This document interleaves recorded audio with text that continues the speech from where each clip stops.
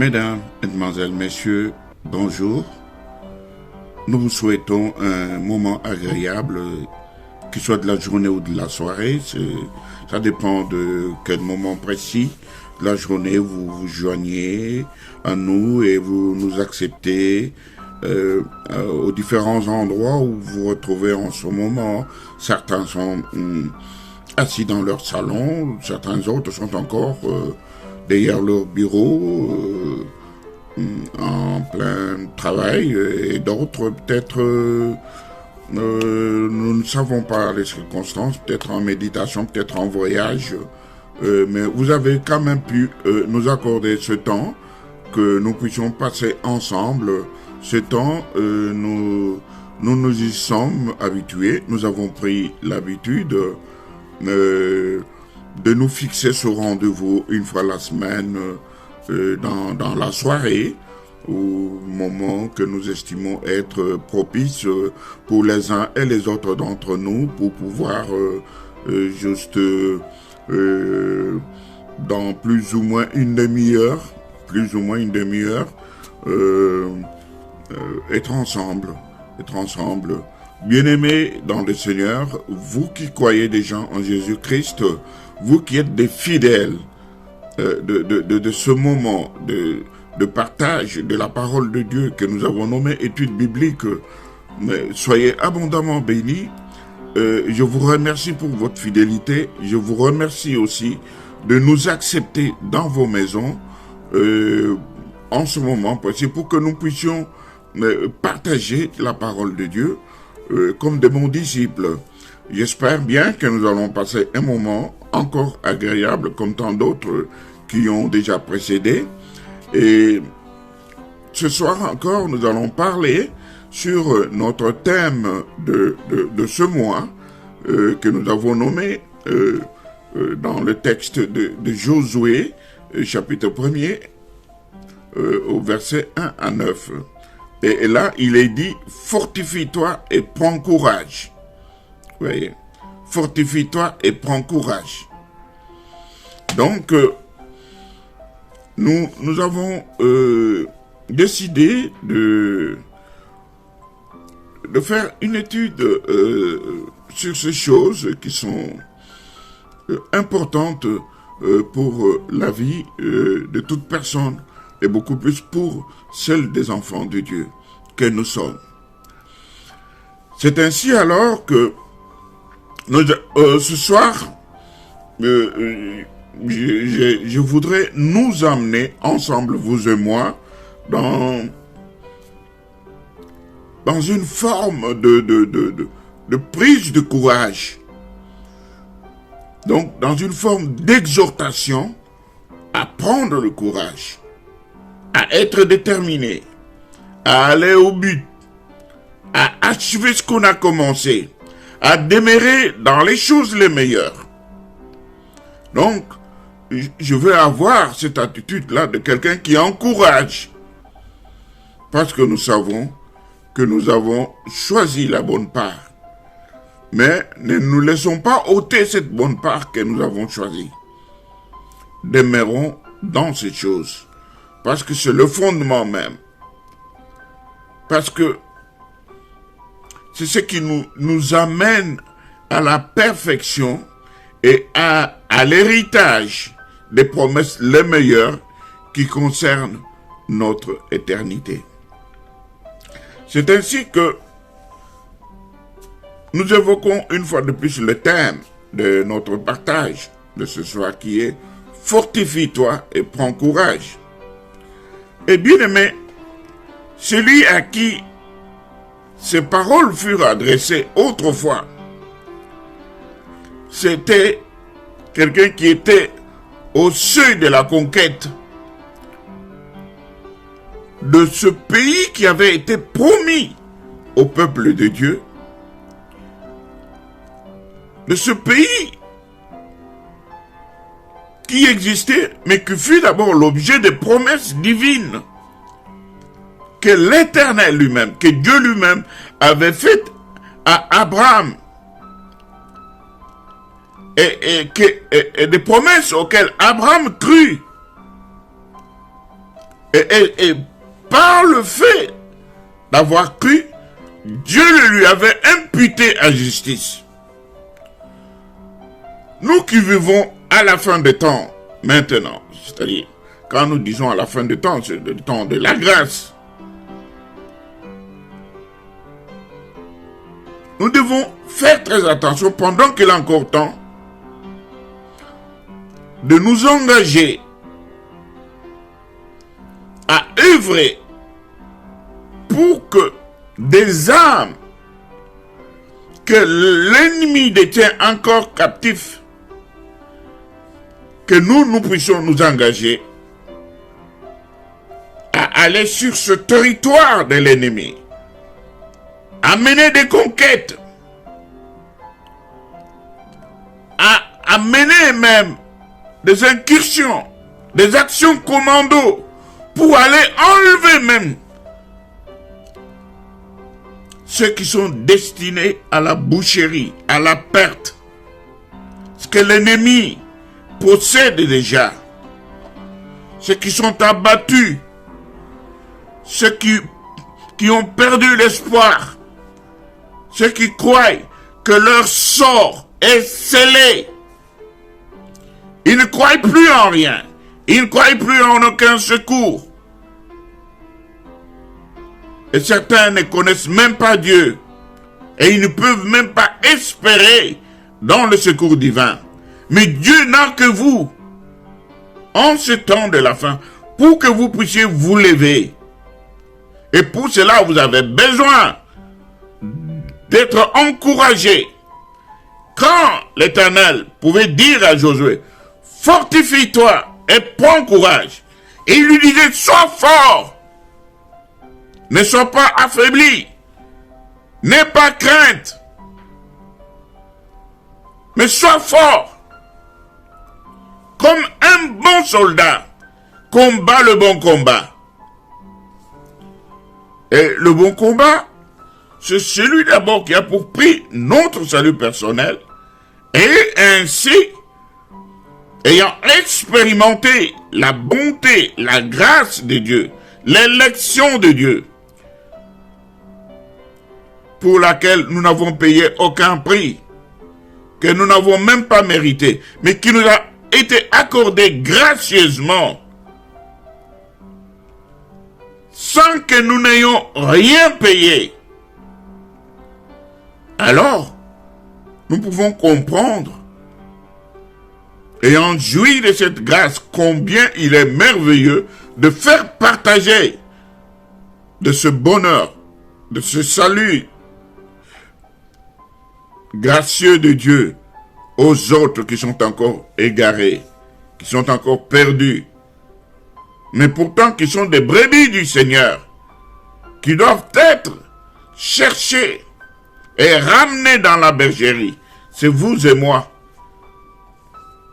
qui avons besoin d'être fortifiés. Vous savez, dans les circonstances présentes, nous qui vivons dans ce temps de la fin, des circonstances jamais vécues auparavant, nous sommes en face des surprises au sein de l'écroulement des choses visibles que nous voyons, des catastrophes. On voit des vents de poussière, des eaux envahir tout un État, toute une nation, comme en Asie, en Chine. On voit une poussière orange couvrir subitement tout un pays. On voit aussi les eaux déborder, n'est-ce pas? Écrouler les bâtiments. Les gens assis paisiblement à des centaines et des centaines de hauteur de mètres dans des étages. Ils croient peut-être que c'est un lieu sécurisé. Mais lorsque les vagues et les poussières s'élèvent, elles arrivent jusque à à ébranler ces constructions énormes, à les ébranler, à écrouler ces constructions modernes. Et quand nous voyons ces choses, il y a un conseil que je nous donne, que notre esprit soit gardé dans la paix qui surpasse l'intelligence. Et je vous dis, cette paix que notre Seigneur seul peut nous donner, c'est une paix qui donne l'assurance, une paix qui donne l'espérance, une paix qui se communique.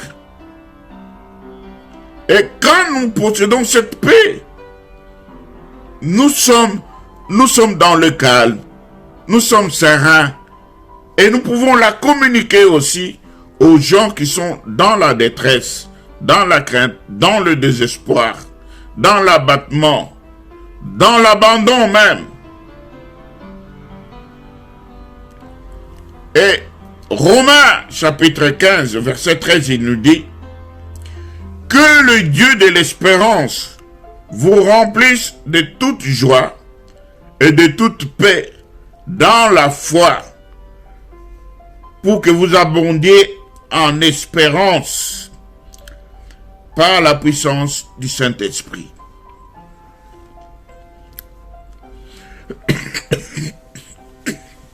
Toutes mes excuses. Lorsque nous lisons « Fortifie-toi et prends courage », veillons à vivre une vie conséquente, persévérante, ayons un cœur rempli de la compréhension des souffrances des autres, ayons un cœur rempli de l'amour qui animait notre Seigneur et notre Sauveur Jésus-Christ. Ayons ce cœur rempli des sentiments de compassion qui étaient en notre Seigneur. Que ces sentiments nous animent.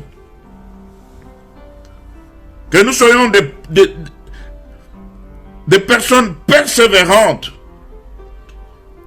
Que nous soyons compréhensifs. Et que nous comprenions que les autres qui sont en souffrance méritent que nous les aidions à porter ces souffrances, à alléger leur joug. Voilà ce que nous devons être animés.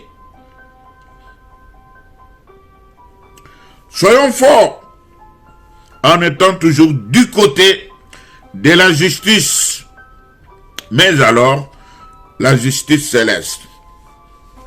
Soyons forts en étant toujours du côté de l'ordre, un ordre divin. Soyons toujours forts en étant toujours dans la confiance. Que soyons toujours forts. Et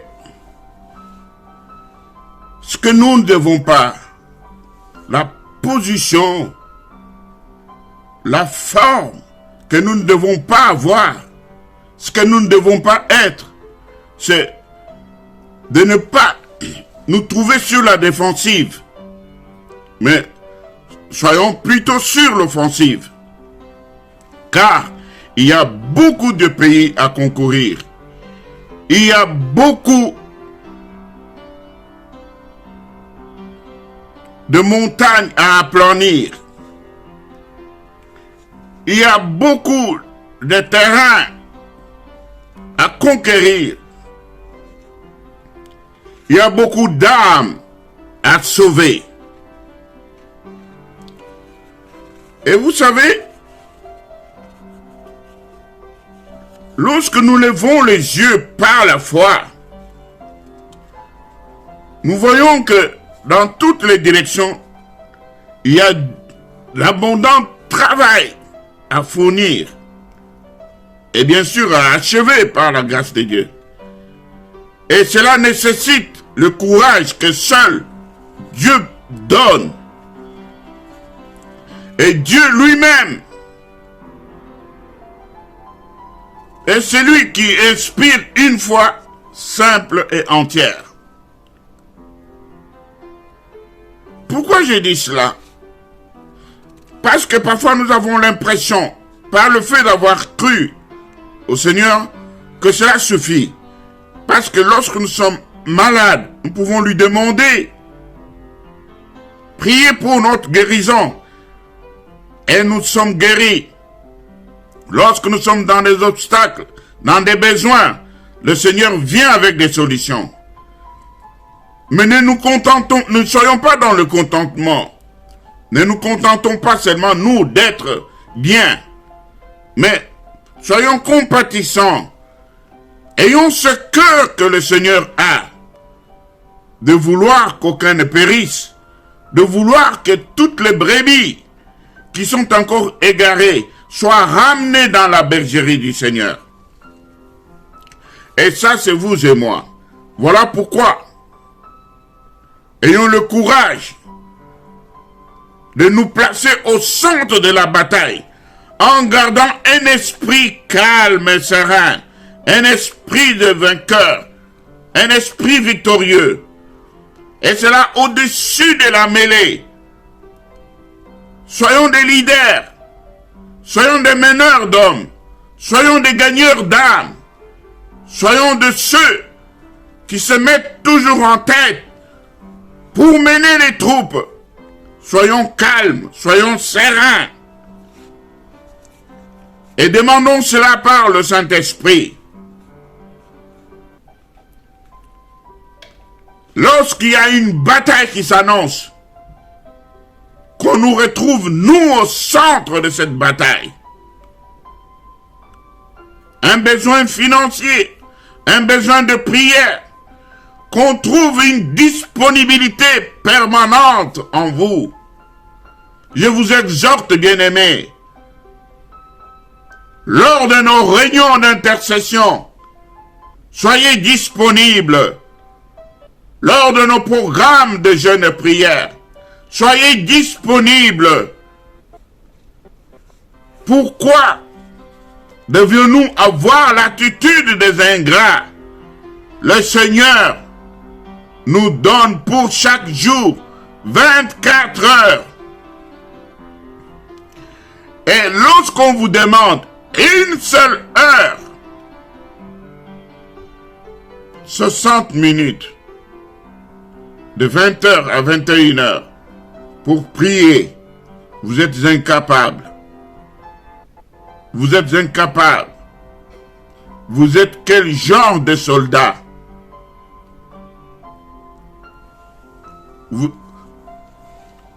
Le Seigneur, l'Éternel des armées, vous a doté de toutes les capacités, de toutes les armes spirituelles pour tenir ferme, combattre. Et même il vous a déjà assuré de la victoire. Bien-aimé, il dit, vous combattez en vainqueur. Vous ne combattez pas pour la victoire, mais vous êtes déjà vainqueur. Et vous combattez en plus que vainqueur. Pourquoi on ne vous retrouve pas au centre de la bataille? Pourquoi on ne vous trouve pas engagé? Et lorsqu'on dit fortifiez-vous, prenez courage. Et cette force que le Seigneur vous donne, qu'est-ce que vous en faites, bien-aimés? Elle vous sert à quoi? Ne soyez pas égoïstes.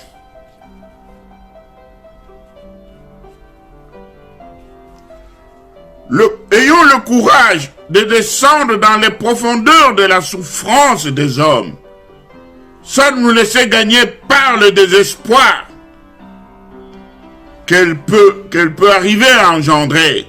Le courage d'aller contre le courant, sans faire attention aux options et aux jugements de ceux qui veulent rien du tout d'une vie de combattant. Le courage d'être parfois seul à prendre la décision d'aller de l'avant quand tout le monde baisse les bras, quand tout le monde relâche. Êtes-vous prêt à vous tenir prêt et aller seul? Je sais qu'il y en a qui ont ce courage, mais communiquez-le. La grâce est communicative. Vous l'avez reçu. Vous en êtes plein. Soyez aussi un modèle, soyez l'exemple. La Bible dit que nous sommes des dispensateurs de la grâce. Parce que nous-mêmes, nous sommes des fruits de la grâce. Nous avons été sauvés par grâce. Ainsi, nous nous constituons des dispensateurs de ceux qui communiquent, de ceux qui enseignent, de ceux qui donnent, de ceux qui partagent la grâce qu'ils ont reçue avec les autres, afin qu'ils rentrent dans le bon chemin.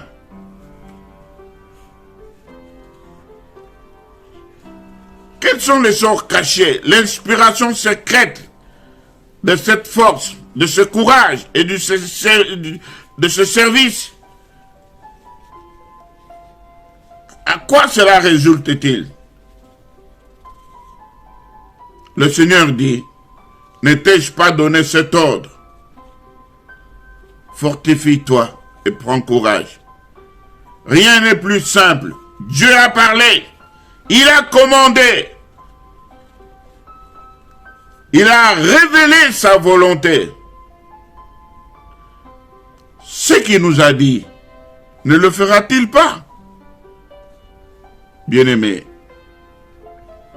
voilà pourquoi il est d'autant mieux que nous soyons fortifiés. Vous savez, si nous devons revenir à l'exemple de Josué, à qui ces paroles furent adressées, ce qui est vrai pour Josué, c'est que cela, tel que cela le fut pour lui, cela l'est de même et également pour nous.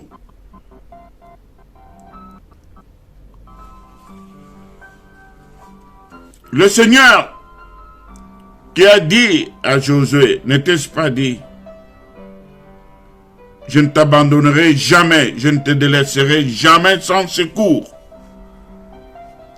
Il nous dit qu'il ne nous abandonnera pas.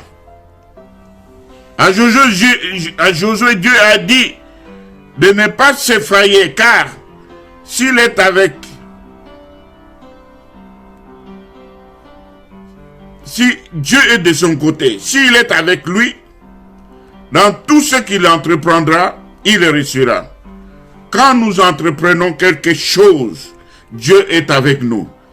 Cela ne signifie pas qu'il approuve forcément tout ce que nous faisons, mais il nous accompagne dans nos entreprises. Ce que nous faisons, des choses les plus élémentaires aux plus extraordinaires, en passant par nos rencontres, nos prières, nos engagements, il est avec nous dans toutes ces choses, dans toutes ces démarches. Que la perspective de ce que Dieu annonce nous rassure. Ne soyons pas effrayés. Quelque peu ou pas du tout, rappelons-nous que Dieu a dit, jamais je ne t'abandonnerai, jamais je ne te délaisserai sans secours. Il nous appartient de nous approprier de cette parole, de la recevoir, de l'accepter et d'en vivre alors chaque jour pleinement. Car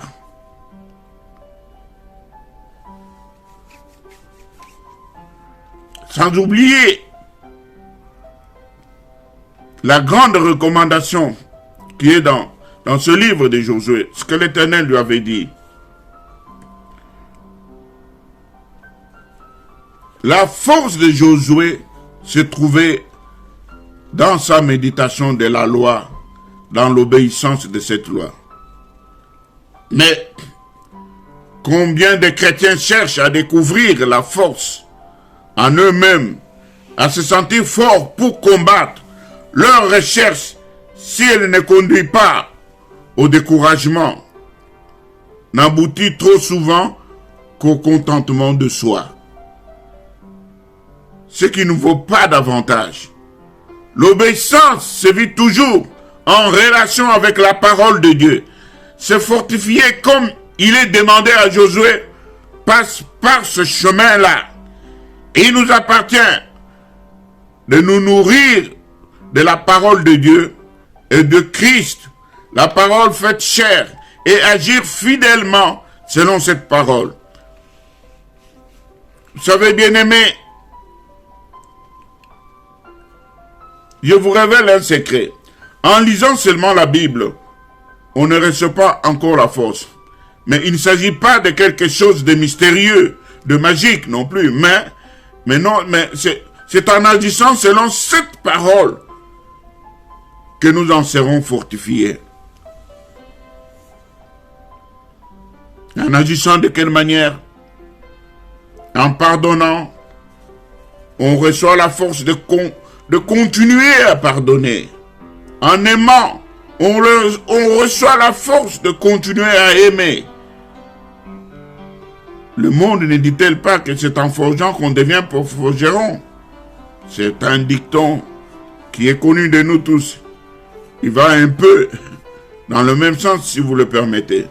Le miracle, c'est d'abord de comprendre cela et de faire confiance en cette parole. Car si nous faisons confiance à la parole de Dieu, alors, car si nous faisons confiance à la parole de Dieu, Dieu nous pardonnera et nous continuerons à pardonner, à aimer. Et en faisant cela, nous dépensons des forces. Nous avons donc besoin d'autant plus de force et ainsi de suite.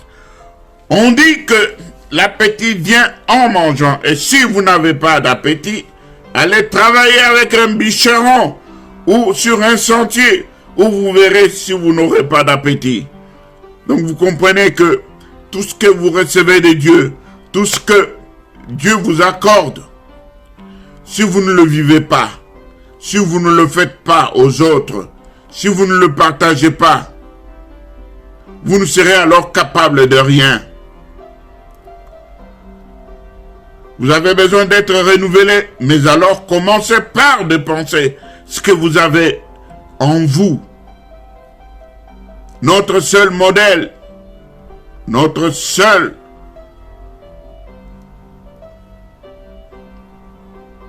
sujet d'imitation, c'est Jésus-Christ. Ayons les sentiments qui étaient en Christ. Ayons la force qui est en Christ. Il est allé seul, même à Gethsémane. Il avait appris aux disciples à comment prier. Mais lorsqu'il les appelait à prier, ils étaient tous assoupis. Après avoir prié, il a transpiré. Toute sa sueur s'était transformée en sang, en grumeaux de sang. Il a regardé derrière lui. Tous étaient assoupis. Il les réveilla. Il dit, priez avec moi.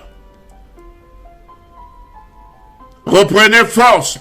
Reprenez courage. Priez avec moi. Vous n'avez même pas pu tenir une seule heure. Devrions-nous jusqu'à ce jour être toujours incapables de tenir une seule heure avec le Seigneur dans la prière, dans nos programmes d'intercession, dans nos programmes de jeûne et prière? Et vous voulez que Dieu vous rende fort. Mais à quoi servirait cette force que le Seigneur devra vous accorder? Je prie maintenant pour que le Seigneur fasse que vous soyez les seuls qui prenaient cette décision de suivre le Seigneur. Ne vous contentez pas seulement à écouter, mais mettez en pratique ce que vous avez reçu. Que la parole de Dieu surabonde sur vous. Que le conseil de Dieu vous pénètre, entre en vous, produise du fruit. Soyez des dispensateurs de la grâce. Lorsque la parole de Dieu dit, fortifiez-vous, prenez courage, elle veut que vous soyez forts, comme de vrais soldats, combattant le bon combat. Même si vous deviez rester seul sur le champ de combat, allez-y. Et c'est par vous que vous verrez la force, la puissance, la démonstration de la force et de la puissance divine au travers de vous seuls. Comme ça, vous serez un bon témoin de Christ. Soyez bénis avec la force que vous avez. Ne reculez pas. Allez de l'avant, de victoire en victoire, de gloire en gloire, au nom de Jésus-Christ de Nazareth. Amen.